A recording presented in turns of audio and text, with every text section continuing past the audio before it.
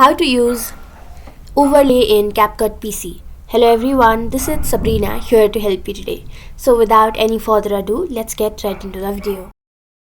First, open your CapCut. You can either use the web application or just the online version. I have used the online version for now.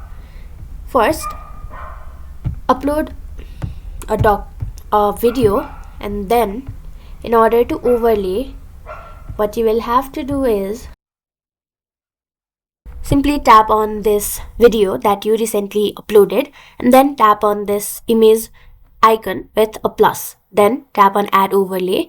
Now select another video, tap on open, and now your overlay is added. You can edit it with using its position, shape, size, and many more. So that's how you do it. Thank you for watching this video. Make sure to like, share, and subscribe to our YouTube channel. If you got any questions, comment them down, and I'll catch you in the next one.